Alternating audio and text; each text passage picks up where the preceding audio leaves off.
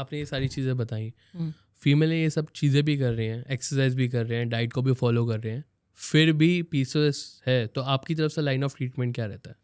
ठीक है, अब हम बात करते हैं कि हमने समझ लिया PCOS होता क्या है, इसमें प्रॉब्लम क्या है।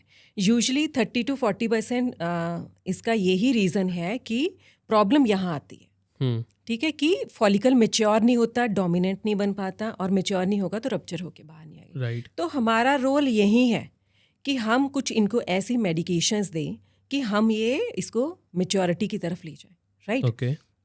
तो हमारे पास बहुत सारी ओरल मेडिकेशंस भी होती हैं, प्लस हमारे पास इंजेक्शंस भी होते हैं। पहले हम ट्राई करते हैं कि पेशेंट को ओरल मेडिकेशन दें, 5 to 6 डेज़ के लिए हम मेडिसिन देते हैं, राइट। और उसके बाद फिर हमारा काम होता है इसको देखें कि हाँ, कि क्या ये ओवुलेशन, क्या ये इसकी ग्रोथ अप्रोप्रिएट हो रही है, रप्चर हो रहा है या नहीं हो रहा है। That we do with the help of ultrasound, ठीक है। तो पहले हम उनको कुछ 6-7 डेज़ के लिए मेडिसिन देते हैं ऑफ द पीरियड्स। हम बोलते हैं कि आप 2nd-3rd डे ऑफ पीरियड से ये मेडिसिन स्टार्ट करो, 5-6 दिन के लिए आप मेडिसिन खाओ, उसके बाद आप हमारे पास आओ। फिर हम अल्ट्रासाउंड करते हैं। अल्ट्रासाउंड का काम है इसको ट्रैक करना, कि इसकी मैच्योरिटी को ट्रैक करना कि क्या ये साइज़ में बड़ा हो रहा है। फिर जब एक अप्रोप्रिएट साइज़ बन जाता है 18-20 mm या 22 mm के अराउंड, फिर हम इंश्योर करते हैं with the help of injections, medicines कि ये रप्चर हो जाए। तो ये हमारा एक पूरा प्रोसेस रहता है कि हम ओवुलेशन की मैच्योरिटी में हेल्प करते हैं, फॉलिकल की मैच्योरिटी में हेल्प करते हैं, उसके रप्चर होने में हेल्प करते हैं, और उनको बताया जाता है कि ये आपका अब ओवुलेशन हो गया है, आप इसे बेस्ट यूटिलाइज करो, ठीक है। ओके। इसको हम टाइम्ड इंटरकोर्स भी बोलते हैं, follicular monitoring plus timed intercourse. तो हम ऐसे करते हैं कि पहले 2-3 साइकिल में तो हम पेशेंट को खुद बोलते हैं कि आप अपना घर पे नेचुरल ट्राई करिए। तो ये 2-3 साइकिल तक हम ट्राई करते हैं।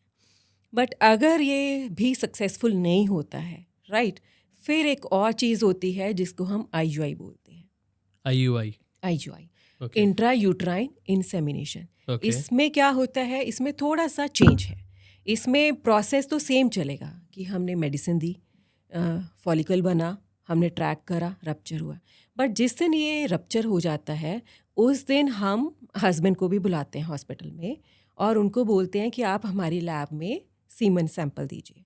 तो उसमें जो हेल्दी स्पर्म्स होते हैं उनको हम एक्सट्रैक्ट कर लेते हैं, एक मीडिया में ले लेते हैं, और फिर डायरेक्टली जो है एक सिरिंज होती है बहुत ही, जिसको कैनुला, एक सिरिंज से भी पतला कैनुला होता है, उसकी हेल्प से हम यूट्रस में उसे डाल देते हैं, इंजेक्ट कर देते हैं। इसको बोलते हैं इंट्रा यूट्राइन इंसेमिनेशन।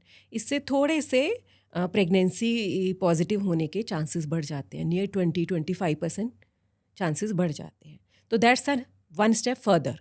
मतलब एक तो हमने टाइम्ड इंटरकोर्स करा, हमने आपको बता दिया ये टाइम अब सूटेबल है, हमने आपको एग बना के दे दिया है, आपका रप्चर हो गया है, अब आप घर पे इसे ट्राई करो। नहीं होता है 3-6 महीने, फिर हम आते हैं IUI पे कि ठीक है अब आपसे नहीं हो रहा, हम फॉलिकल पे भी ध्यान दे रहे हैं, अब हम स्पर्म पे भी ध्यान देंगे। स्पर्म को भी हम हेल्दी करेंगे, उसको भी हम नरिश करेंगे, उसको भी एक कल्चर मीडिया में डाल के, एक प्रॉपर मीडिया में उसे प्रिपेयर करके फिर डायरेक्टली हम यूट्रस में डालते हैं। इसको हम IUI बोलते हैं। मैम फिर IVF कितना डिफरेंस है? मतलब IUI and IVF is a similar thing?